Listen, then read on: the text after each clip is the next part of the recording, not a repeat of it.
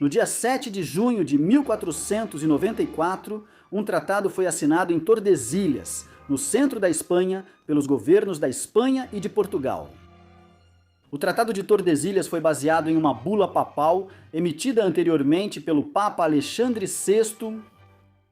Ele dividiu o mundo, além da Europa, entre os portugueses e os espanhóis. Foi uma concessão extraordinária de um papa que era conhecido por administrar o papado em benefício de sua família. Os Borgias, família da qual Alexandre foi o segundo membro a ocupar o papado no século XV. Quem eram os Borgias? De onde eles vieram e como conseguiram tanto poder? Esta é a história dos Borgias, a família que dividiu o mundo. A família Borgia está fortemente ligada hoje, no imaginário popular, à política maquiavélica da Itália renascentista e, em especial, de Roma. No entanto, os Borgias não eram de origem italiana. Eles vieram originalmente da Espanha, especificamente da cidade montanhosa de Borga, cerca de 240 quilômetros a oeste da cidade de Barcelona, no Reino de Aragão. Na Alta Idade Média, muitas pessoas ainda não tinham sobrenomes modernos e, em vez disso, costumavam se descrever de acordo com o lugar de onde vinham. Por isso, podemos encontrar João de Norwich ou Bernardo de Lyon. Algumas pessoas adotaram sobrenomes ao longo do tempo que refletiam sua profissão, como ferreiro para um ferreiro. Mas outras pessoas que vinham de pequenas cidades como Borgia adotaram o nome de sua terra natal como sobrenome. Assim, o ancestral dos Borgia, nos séculos XII e XII, XIII, ficou conhecido primeiro como de Borgia, que significa de Borgia, o que eventualmente se tornou apenas Borgia. Mais tarde, na Itália, isso se transformou em Borgia, com G em vez de J. A lenda da família dizia que os Borgia eram descendentes do rei Ramiro, 13º de Aragão, governante do reino em meados do século X, 13º. No entanto, não há evidências reais para apoiar isso, e parece ter sido apenas uma simples propaganda familiar em tempos posteriores. O fundador do ramo da família, que mais tarde adquiriu poder e infâmia na Itália no século XV, foi Juan Domingo de Borgia. Ele nasceu na cidade de Borgia por volta de meados do século XIV e, posteriormente, mudou-se para a região de Valência, no Reino de Aragão, onde adquiriu uma propriedade em Letore de Canaus. Foi seu filho, Alonso de Borgia, quem faria a ponte entre a Espanha e a Itália. Para entender como os Borgia acabaram se tornando a família mais poderosa da Itália no final do século XV, é preciso olhar para a política mais ampla da Itália e do Mediterrâneo Ocidental no final da Idade Média, devido à intervenção de várias potências externas na península. Voltando à queda do Império Romano do Ocidente, a Itália acabou dividida em dezenas de cidades-estado e repúblicas até o século XIV. Vários desses eram potências maiores, como o Reino de Nápoles, o Estado Papal, as repúblicas de Veneza, Florença e Gênova e o Ducado de Milão. Mas outros eram potências menores, como os Ducados de Ferrara, Urbino e Camarino. O sul da Itália, em particular, foi disputado por séculos com os mouros do norte da África. Os normandos e a Casa de Anjou francesa controlaram Nápoles e Sicília em diferentes épocas. Em 1282, o Reino de Aragão interveio quando a Guerra das Vésperas Sicilianas estourou na Sicília, como uma revolta contra o domínio angevino de Nápoles sobre a ilha. Aragão interveio logo no início do que acabou se tornando uma guerra de 20 anos. Ao final, os aragoneses garantiram a Sicília, enquanto os angevinos permaneceram no controle de Nápoles e do sul da Itália. Uma nova campanha entre 1435 e 1442 resultaria na coroa de Aragão, conquistando também o controle de Nápoles, o que fez de Aragão a maior potência do sul da Itália e do Mediterrâneo Ocidental. Isso criou um vínculo tangível entre a sociedade e a política de lugares como Valência, terra natal dos Borgia, dentro do Reino de Aragão e da Itália. Com Roma, apenas uma curta viagem de navio pela costa a partir de Nápoles. Alonso, ou Alfonso de Borgia, nasceu em Letore de Canaus, filho de Juan Domingo de Borgia e sua esposa, Francina, em 31 de dezembro de 1378. A ascensão de seu pai para se tornar um grande proprietário de terras nos arredores de Valência garantiu que ele pudesse enviar Alonso para estudar na Universidade de Lérida. Ele estudou direito lá e também recebeu as ordens sagradas. Essas duas atividades não eram incompatíveis.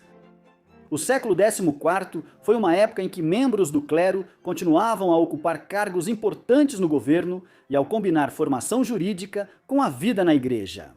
Alonso maximizou suas chances de ascender na sociedade aragonesa.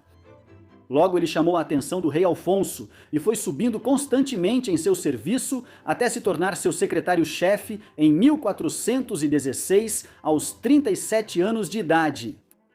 Isso aconteceu no auge do cisma dentro da Igreja Católica Romana, que havia visto uma série de antipapas serem proclamados, que governou a partir de Avignon, no sul da França, enquanto os conclaves papais elegiam um papa mais legítimo, que continuava a governar a Igreja a partir de Roma.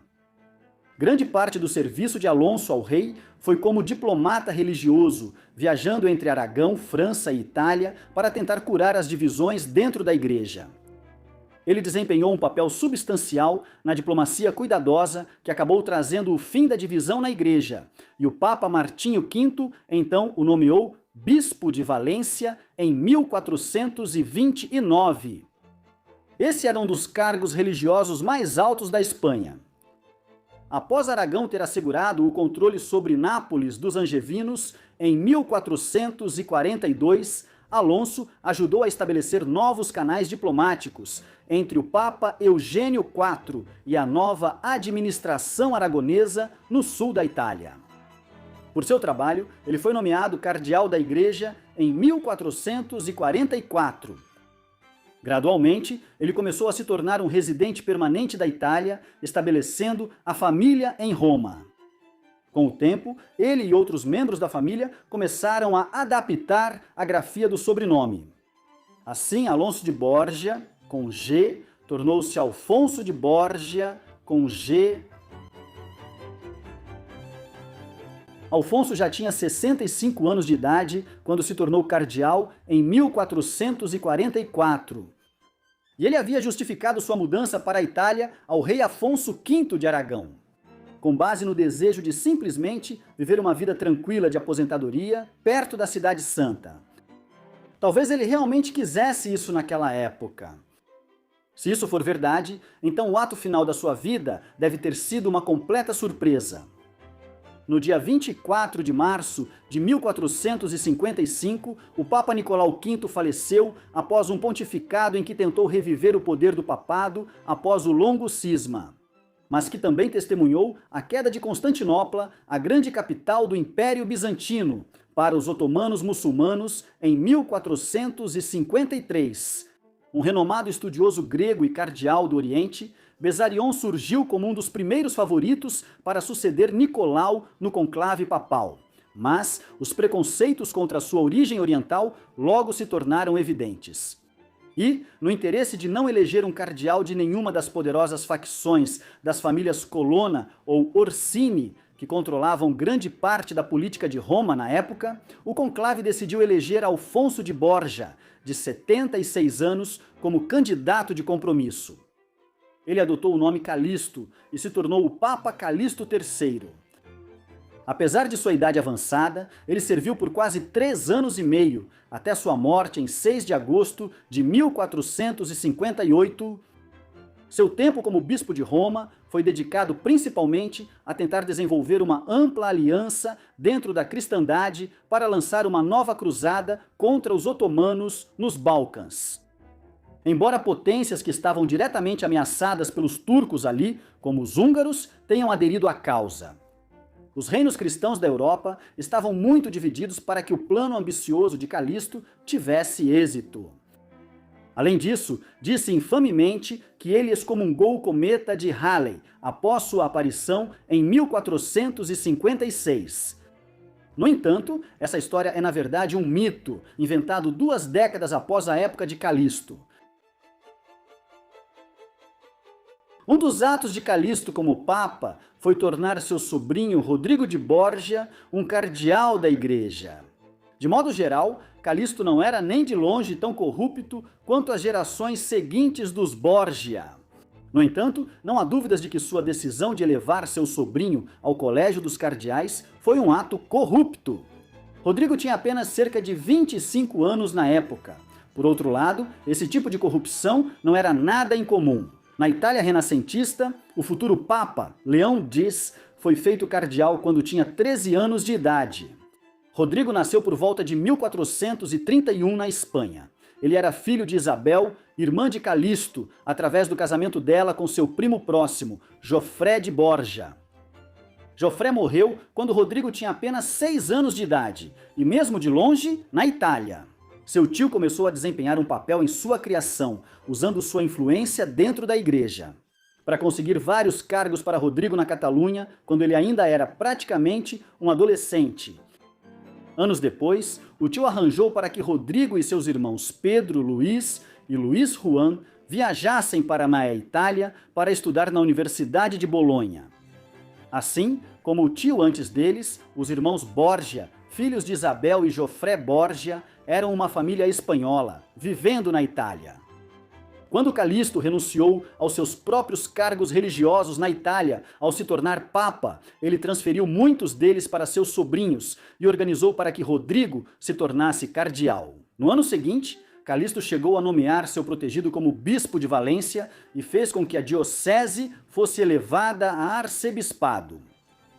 Isso destaca a maneira como os Borgia, embora agora baseados principalmente em Roma, continuaram a desempenhar um papel nos assuntos espanhóis e a manter vastas propriedades em Aragão. Entre os muitos elementos notórios da vida de Rodrigo de Borgia estava sua existência pouco casta como cardeal. Ele teve muitas amantes ao longo das décadas, e uma delas, Vanosa de Catanei, era uma espécie de esposa substituta. Tamanha era a duração do relacionamento deles. Ele teve vários filhos com diferentes mulheres, embora haja um extenso debate sobre quantos filhos ele realmente teve. 4 deles seriam filhos que Rodrigo teria tido com Dei Catanei. Esses eram Cesare Borgia, nascido em 1475. Giovanni, nascido em 1476 ou 1477, Lucrécia, nascida em 1480, e Geoffre ou Gorofredo, que acredita-se ter nascido em 1481. Quase todos os historiadores aceitam que essas 4 crianças eram filhos e filha de Rodrigo. E ele os legitimou depois que se tornou Papa. Em anos anteriores, ele havia declarado publicamente que eram seus sobrinhos e sobrinha. Ainda é uma teoria marginal. Especula-se que eles foram gerados por um ou mais dos 3 maridos de De Catanei. A probabilidade esmagadora é que de Borgia fosse o pai biológico de Cesare, Giovanni, Lucrécia e Geoffrey. Há muito menos certeza sobre seus outros possíveis filhos. Girolama parecia ser sua filha. O único problema aqui é que a identidade de sua mãe é completamente desconhecida.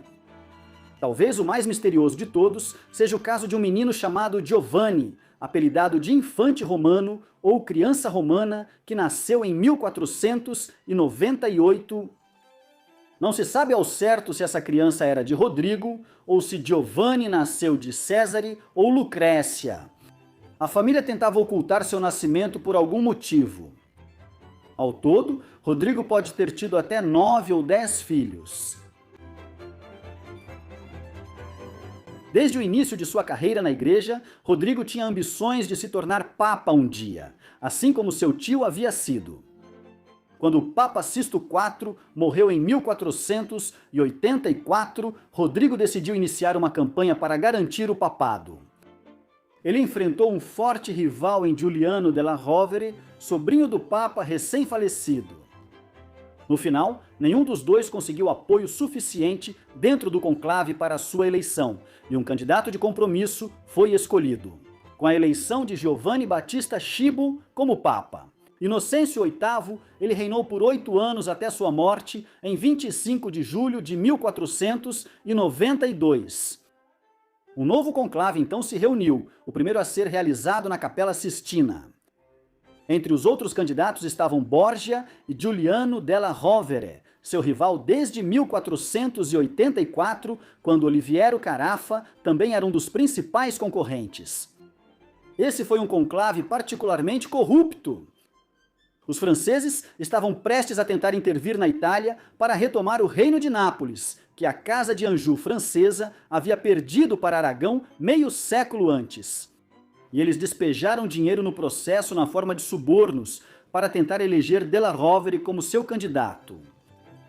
A maioria dos 23 cardeais que se reuniram para decidir o voto recebeu milhares de ducados para serem influenciados de uma forma ou de outra?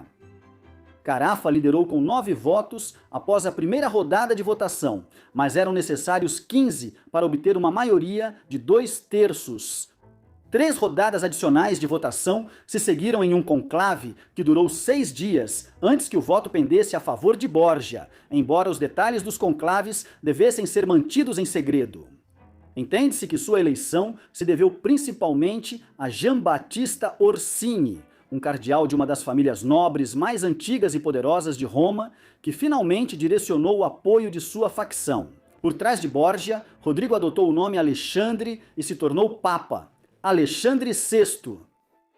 Orsini foi generosamente recompensado com um palácio na cidade, castelos no interior e a nomeação como legado papal da Marca de Ancona, um território próximo à fronteira nordeste do Estado Papal.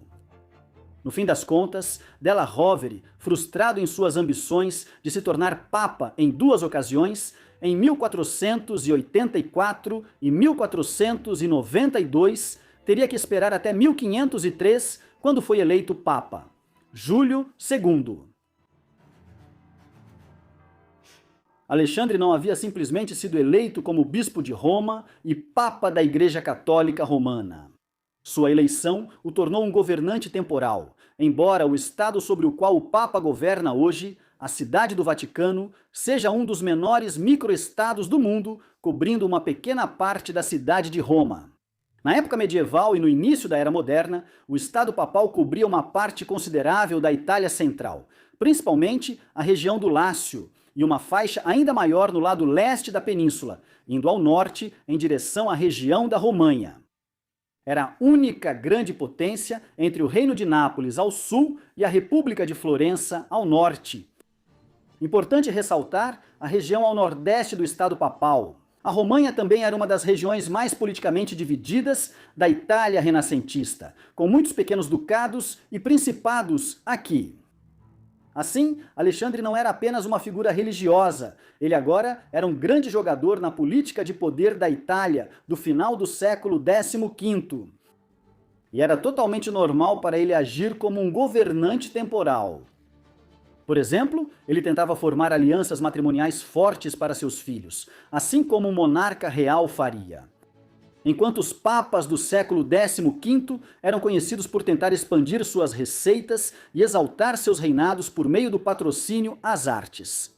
Como outras famílias governantes da Itália renascentista, como os Médici em Florença, os Este em Ferrara, Sforza Visconti de Milão e os Montefeltro e Della Rovere, as famílias dos papas de Urbino do século XV também se envolviam regularmente nessas atividades. Embora Alexandre fosse um tanto único na extensão com que promovia os interesses de sua família, Alexandre agora era o chefe da Igreja Católica Romana. Como seu tio antes dele, ele promoveu uma série de membros de sua família estendida e aliados a posições de importância dentro da Igreja. Césare, que é uma variação italiana renascentista de César, foi nomeado bispo de várias dioceses.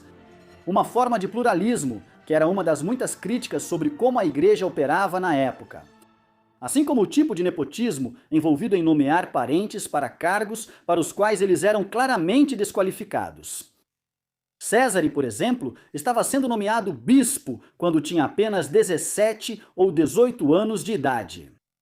Ele logo foi promovido ao Colégio dos Cardeais. Esse era simplesmente o exemplo mais gritante da corrupção de Alexandre como Papa. Ele também nomeou muitos aliados para cargos superiores na Igreja, independentemente da qualificação, mesmo quando seus aliados, como a família Ursini, não eram figuras eclesiásticas.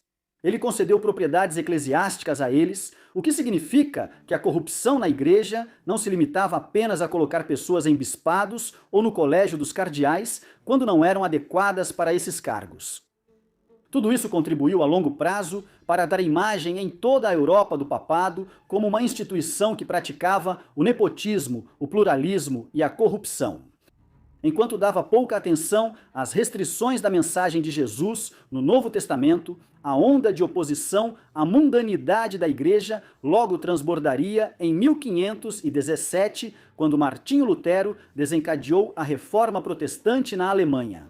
Embora Alexandre já estivesse morto há muito tempo nessa época, o fato de o protesto contra a Igreja ter se espalhado tão rapidamente pela Europa assim que Lutero iniciou seu movimento, destaca os ressentimentos de longa data que as ações de papas como Alexandre haviam provocado em toda a Europa.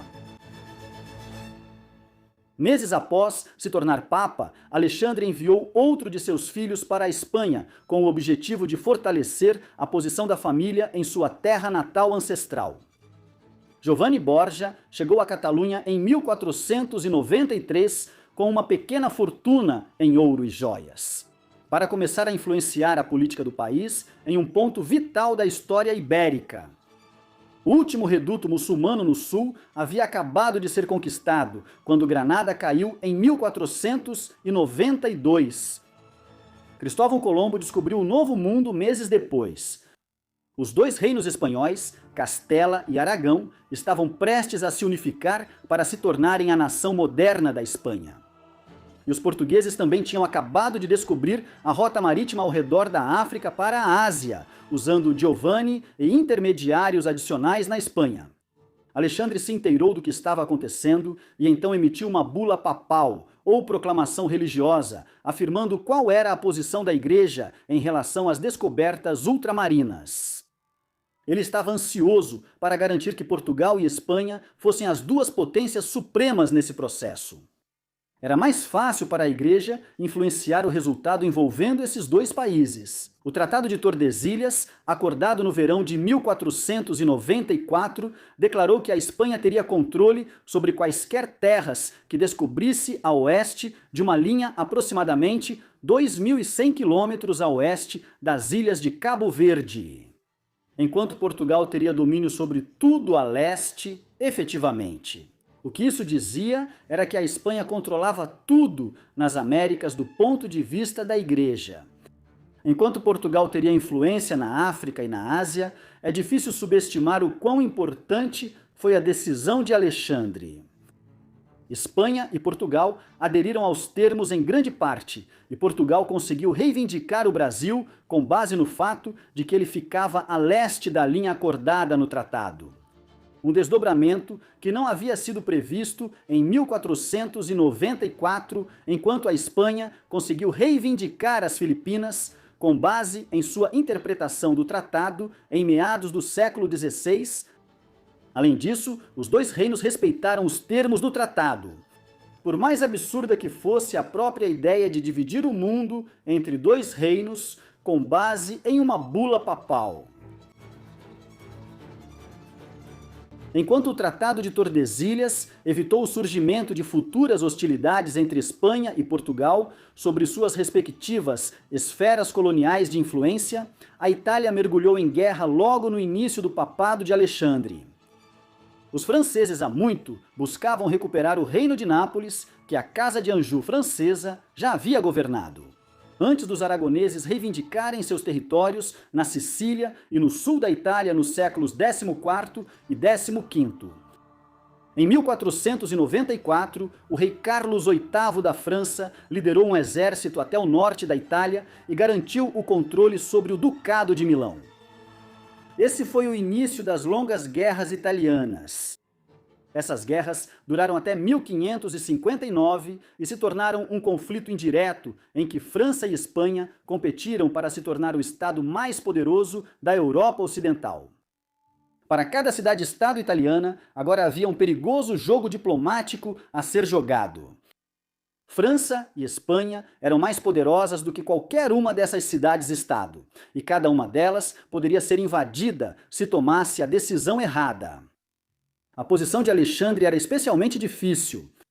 O Estado Papal controlava a Itália Central, e qualquer exército que quisesse se mover do norte da península para o sul, ou vice-versa, precisava atravessar seu território.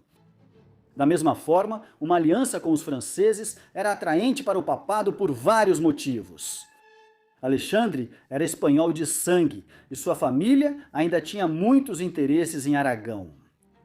Ele administrou isso muito bem nos 9 anos seguintes, apresentando-se como uma parte desinteressada que não se opunha à passagem de exércitos pelo Estado Papal, desde que o fizessem pacificamente. Dessa forma, ele evitou desastres como o que ocorreu sob o Papa Clemente VII em 1527, quando um exército espanhol saqueou e ocupou Roma. Embora Alexandre estivesse tentando retratar o papado como uma parte relativamente neutra no conflito entre Espanha e França. Na realidade, todas as cidades-estado italianas, não importando o quão pequenas fossem, estavam avaliando como poderiam usar o caos que havia sido desencadeado em 1494 para seu benefício. Por exemplo, em Florença, os inimigos da poderosa família Médici, que dominava a República, usaram a invasão da península pelos franceses para derrubar temporariamente essa família. Alexandre utilizou o conflito para tentar expandir o Estado Papal, com Césare agindo como seu representante. A região da Itália, na fronteira nordeste dos Estados Papais e a leste da Toscana, era uma das partes mais divididas da Itália renascentista. Havia numerosos pequenos principados aqui na Romanha e nas regiões ao redor. Urbino e Ferrara eram 2 poderes regionais modestos. Outras, como Imola, Forlì, Fossombrone e Camerino, eram pouco mais do que cidades independentes que ficaram profundamente expostas pela nova e implacável política de poder das guerras italianas. Em 1498, Cesare renunciou a muitos de seus cargos religiosos e se aliou aos franceses. Ele então começou a conquistar seus próprios principados aqui com o apoio do papado. Embora Alexandre tentasse fazer parecer que seu filho estava agindo de forma independente. Ele adquiriu inúmeros títulos, como o de Duque de Valentinois e Duque da Romanha. Ele garantiu o controle sobre várias cidades e vilarejos no centro-leste da Itália e, em 1503, conquistou a República de San Marino. Eventualmente, suas atividades militares se estenderam por toda a península, e ele também se tornou Duque de Andréia, um enclave mais ao sul, perto de Bari, a leste de Nápoles. Embora isso seja quase esquecido hoje em dia, Césare foi uma influência na escrita de um dos textos mais infames da história. Na época em que ele estava conquistando um pequeno domínio para si mesmo na Itália Central. Nicolau Maquiavel foi empregado como diplomata sênior pelo governo da República de Florença após a queda do poder ali dos Médici, embora seu tratado sobre como um governante renascentista deveria governar para ser um governante eficaz, Il Principe ou o Príncipe seja corretamente associado aos Médici hoje em dia. Maquiavel também foi enormemente influenciado pela carreira de César Borgia e por suas experiências com a forma como o filho do Papa agiu para garantir o poder em meio ao caos das guerras italianas. Ele cita diretamente exemplos das ações de Borgia em vários trechos ao longo de O Príncipe. Por exemplo, em certo momento de O Príncipe, ele afirma: "Nunca hesitarei em citar César Borgia e suas ações." Esse duque entrou na Romanha com tropas auxiliares, levando apenas soldados franceses, e com eles capturou Imola e Forlì, mas depois, essas forças não lhe parecendo confiáveis. Ele recorreu aos mercenários, percebendo neles menos perigo, e recrutou os Orsini e os Vitelli, a quem, logo ao lidar e perceber que eram duvidosos, infiéis e perigosos, ele destruiu e passou a confiar em seus próprios homens. Durante todo o tempo, Maquiavel fez questão de enfatizar que Borgia era um governante implacável quando precisava ser. Ele afirma: César Borgia era considerado cruel. Apesar de sua crueldade, ele pacificou a Romanha, unificou-a e restaurou a paz e a lealdade na região. Essa foi a base essencial do Príncipe. Um texto incompreendido, Maquiavel afirmava que ações impiedosas eram justificadas a curto prazo, se a longo prazo estabilizassem uma região e garantissem sua paz e prosperidade duradouras. Apesar de tudo isso, Cesare Borgia era visto como um mercenário belicista. O príncipe Maquiavel o via como um líder político habilidoso que, se tivesse tido tempo suficiente, teria se tornado um excelente governante. Cesare não era o único dos filhos do Papa Alexandre VI que estava se envolvendo profundamente na política de poder implacável da Itália renascentista. Sua filha, Lucrécia, tornou-se parte das ambições dinásticas mais amplas do Papa quando ainda era apenas uma criança. Embora alguns historiadores questionem se ela realmente nasceu em 1480, as evidências mais fortes sugerem que sim. Isso significa que quando ela se casou com seu primeiro marido, Giovanni Sforza, em junho de 1493, ela tinha acabado de completar 13 anos de idade. Giovanni vinha de um ramo secundário da família Sforza, cujo ramo principal controlou o Ducado de Milão durante grande parte do século XV. Esse casamento precoce foi depois anulado por alegada impotência de Giovanni e Lucrécia se casou mais 2 vezes rapidamente. Primeiro com Afonso de Aragão, um filho ilegítimo de Afonso, segundo o governante aragonês de Nápoles, em 1498. Quando seu segundo marido morreu, em 1500, Lucrécia acabou governando temporariamente partes do sul da Itália ao redor de Spoleto, consolidando a percepção dela como a filha implacável e ambiciosa de um papa ainda mais cruel. Na realidade, esse arranjo durou pouco e Lucrécia rapidamente se casou pela 3ª vez em 1501. Seu terceiro marido foi Afonso d'Este, filho de Hércules XIII d'Este. O Duque de Ferrara, um dos maiores príncipes do Renascimento, Afonso tornou-se duque em 1505, tornando Lucrécia duquesa consorte de Ferrara, Módena e Régio. Assim, em meados de 1500, Lucrécia e César haviam alcançado posições de considerável importância política na Itália. Acima, e além da posição de seu pai como papa, vários de seus filhos logo se tornaram figuras importantes. O filho de Lucrécia, Hipólito, nascido em 1509, foi nomeado arcebispo de Milão quando tinha 10 anos de idade.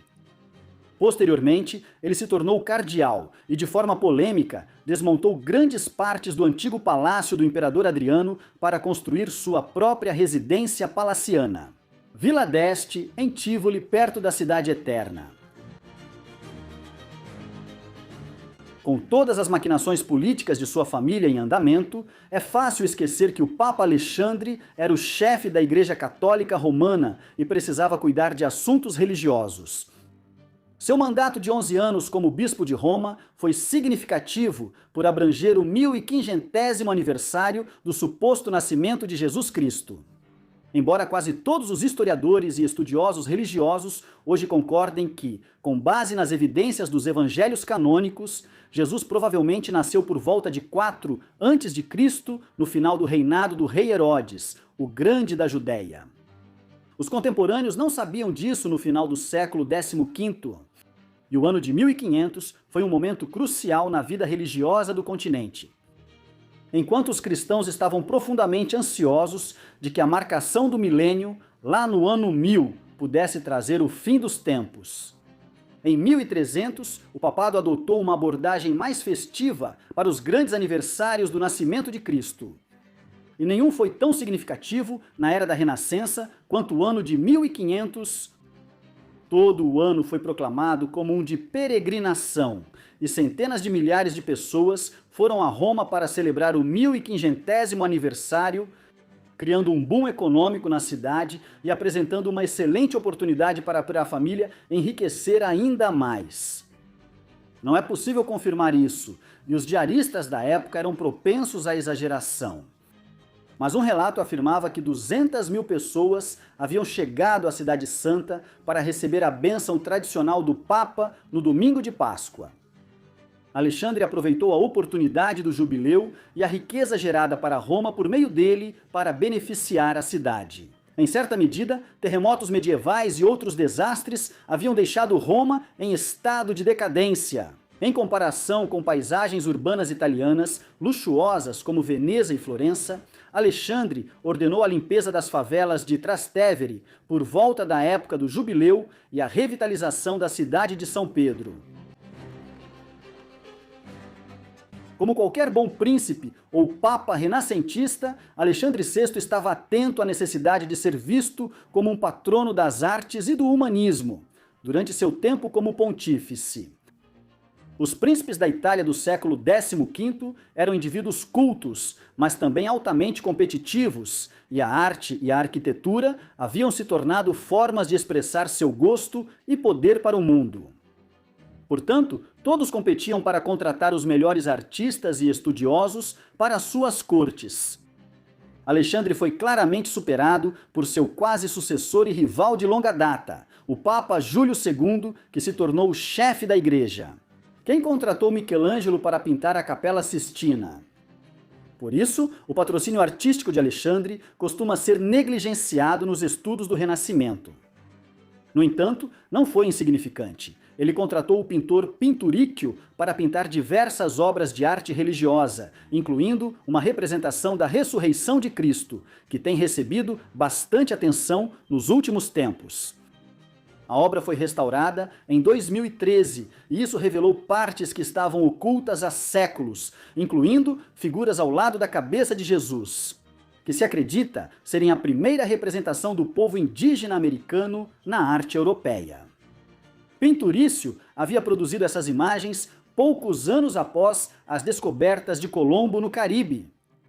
Alexandre também foi o Papa que mandou construir os apartamentos Borgia, projetados como um conjunto de aposentos no Palácio Apostólico, na Cidade do Vaticano. Eles são famosos hoje por serem ricamente decorados, com afrescos de Pinturício por toda parte.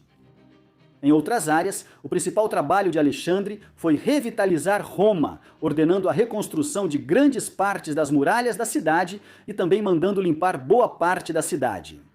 Na virada do século XV, esses monumentos romanos antigos estavam em um estado deplorável, com o povo romano frequentemente saqueando pedras e materiais de construção desses monumentos antigos. Alexandre queria restaurá-los à sua antiga grandeza, na melhor medida possível. Em seus anos finais, enquanto César buscava expandir seu controle sobre partes extensas da Itália Central, Alexandre entrou em conflito com as poderosas famílias Orsini e Colonna de Roma. A primeira delas foi amplamente responsável por torná-lo Papa, ao direcionar seu apoio para ele quando o conclave se intensificou em 1492. Agora, eles acabaram em uma disputa de poder e os séquitos dos Orsini foram vistos lutando contra os soldados mercenários de Césare no início dos anos 1500.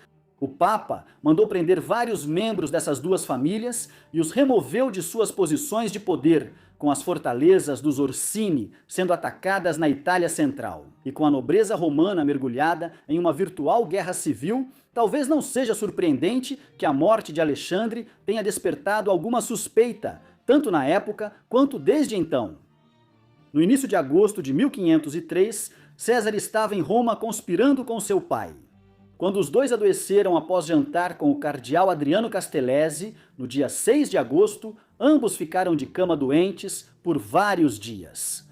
Mas enquanto o jovem César se recuperou, a saúde de seu pai piorou ainda mais. No dia 12 de agosto, ele fez sua última confissão e recebeu o sacramento no dia 18, falecendo pouco tempo depois. Foi teorizado que ele e Césare foram envenenados em uma conspiração dos Orsini e seus aliados, e que, enquanto o organismo de Césare resistiu ao veneno. Alexandre, que tinha cerca de 72 anos quando morreu, sucumbiu ao que quer que fosse a toxina. O problema com essa teoria é que não há nenhuma prova real de qualquer tipo para ela. É suspeito que tanto o pai quanto o filho tenham adoecido antes da morte de Alexandre, porém, os sintomas que eles apresentaram eram compatíveis com malária. O que era um problema constante para o povo de Roma antes da metade do século XX, quando o grande pântano de Pontina, cheio de mosquitos, perto da cidade, foi finalmente drenado, foi isso que provavelmente matou Alexandre. Após a morte de seu pai, Cesare se moveu para garantir o tesouro papal e fugir com recursos para continuar essa campanha de criar um feudo para si mesmo no centro-leste da Itália. No entanto, agora que sua família havia perdido o papado, sua posição foi fatalmente abalada. Além disso, o antigo rival de Alexandre, Giuliano della Rovere, surgiu como o novo Papa Júlio II em novembro, após o curto mandato do Papa Pio III, que morreu após apenas 26 dias como chefe da igreja. César retirou-se para a Romanha, onde vinha expandindo suas terras e onde recentemente havia contratado Leonardo da Vinci para atuar como engenheiro. Enquanto desenvolvia armas de cerco e fortificações ali, César conseguiu exercer muita influência sobre o conclave de setembro de 1503, que elegeu Pio III. Se tivesse vivido mais, César talvez tivesse conseguido estabelecer controle sobre partes da Itália central de forma mais permanente. No entanto, a morte rápida de Pio e a eleição de Júlio em outubro foram um desastre para ele. Júlio imediatamente começou a agir para expulsar o filho de seu antigo rival de San Marino e de outras terras que ele havia adquirido. Ele também havia conquistado inimigos entre os aragoneses de Nápoles devido às invasões em suas terras. E não muito tempo depois da ascensão de Júlio como papa, Borgia foi capturado, detido e enviado para a Espanha. Seus últimos atos foram escapar do cativeiro na Espanha e depois seguir para o Reino de Navarra, um estado independente no País Basco. Na época, onde ele começou a fazer campanhas militares novamente, ele foi finalmente morto lá em 13 de março de 1507. Ele tinha apenas 31 anos, uma idade jovem para alguém que viveu uma vida tão dramática. Suas decisões precipitadas nos últimos anos foram talvez devido ao início precoce da psicose sifilítica, sífilis, tendo chegado recentemente à Europa, vindo das Américas, onde se espalhou rapidamente pelos exércitos que lutavam na Itália em meados da década de 1490, época em que Césare parece ter contraído a doença pela primeira vez. Numerosos outros Borgias permaneceram, mas a verdadeira história da família e sua busca pelo poder em partes da Itália terminou com a morte de Alexandre e Césare. A diferença entre eles é de 3 anos e meio. Lucrécia foi a última peça restante no jogo de xadrez dinástico que o Papa Alexandre VI vinha jogando. De muitas maneiras, a história de Lucrécia foi o legado mais duradouro do domínio dos Borgia durante o Renascimento. Mesmo que tenha sido alcançado por meio de alianças matrimoniais, em vez das campanhas militares agressivas preferidas por César. Sua vida como duquesa consorte de Ferrara, após a morte de seu irmão e de seu pai, foi relativamente tranquila. O casamento dela teve muitos casos extraconjugais. O amante de Lucrécia era o Marquês de Mantua, Francisco II Gonzaga, que também era seu cunhado, pois era casado com a irmã do terceiro marido de Lucrécia, Isabela d'Este. Depois, ela teve um longo relacionamento com o poeta renascentista Pietro Bembo. Suas cartas para ambos os amantes sobreviveram e oferecem uma janela para seus pensamentos. Longe de ser a femme fatale, que frequentemente foi retratada, Lucrécia era uma mulher culta, que não pôde evitar ser usada como ferramenta política nas intrigas da família Borgia, quando era basicamente uma adolescente. Mais tarde, ela conquistou seu próprio espaço no mundo e desempenhou um papel considerável ao transformar a corte de Ferrara em um dos principais centros do Renascimento na Itália no início do século XVI. Por exemplo, foi em Ferrara, na época de Lucrécia, o poeta Ludovico Ariosto escreveu Orlando Furioso, que é considerado uma das grandes obras das fases posteriores do Renascimento italiano. Lucrécia morreu jovem, como seu irmão, embora tenha vivido um pouco mais do que César. Em meados de junho de 1519, ela deu à luz seu 10º filho. Ela morreu em 24 de junho devido a complicações da gravidez aos 39 anos de idade. A morte de Alexandre VI e de seus filhos sinalizou o fim do período em que os Borgias estavam no centro da política italiana. Alexandre havia casado tantos de seus supostos filhos com membros da aristocracia que muitos de seus netos se tornaram nobres por direito próprio. Por exemplo, uma das filhas de César, Luísa, casou-se com 2 franceses influentes. O segundo deles foi Filipe de Bourbon, um descendente da Casa de Bourbon, que reivindicou o trono francês em 1589, no auge das guerras religiosas na França. Muitos dos ancestrais dela possuíam títulos de nobreza francesa nos séculos XVI e XVII. Lucrécia teve o maior impacto na Itália devido ao seu 3º casamento com Afonso d'Este. O filho deles, Hércules II, tornou-se duque de Ferrara, e o ramo de Lucrécia dos Borgias continuou na Itália por muito tempo, embora sem o nome Borgia. No entanto, não há dúvida de que os Borgias foram ofuscados pela ascensão de novas famílias aristocráticas italianas no século XVI. Essas famílias passaram a dominar cidades como Roma, especialmente os Médici e os Barberini de Roma. Onde a influência dos Borgias era sentida, seu nome muitas vezes não era usado.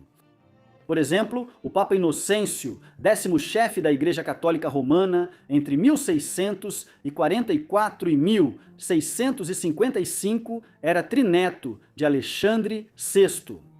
Embora, como fosse descendente por várias linhas maternas, ele tenha recebido o nome Pamphili ao nascer. Muitos Borgias continuaram a possuir terras na Espanha, enquanto vários se tornaram importantes religiosos na Itália, mesmo séculos depois. Um descendente distante, Ettore Borgia, desempenhou um papel de destaque nas guerras de unificação italiana em meados do século XIX. Muitas linhagens reais e aristocráticas em toda a Europa continuam a ter sangue Borgia, ainda que diluído devido à natureza labiríntica das alianças matrimoniais dinásticas europeias na era moderna inicial.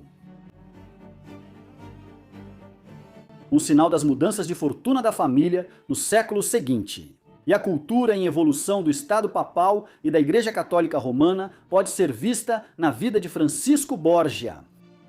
Ele nasceu em 1510 e era bisneto do Papa Alexandre VI.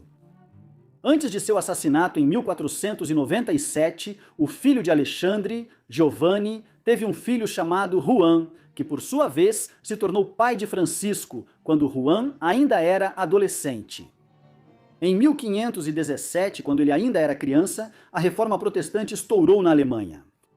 Assim, Francisco passou sua juventude crescendo, tendo como pano de fundo as guerras de religião que explodiam por toda a Europa, enquanto a cristandade se despedaçava por questões doutrinárias e perguntas como a natureza dos sacramentos e como a missa deveria ser celebrada.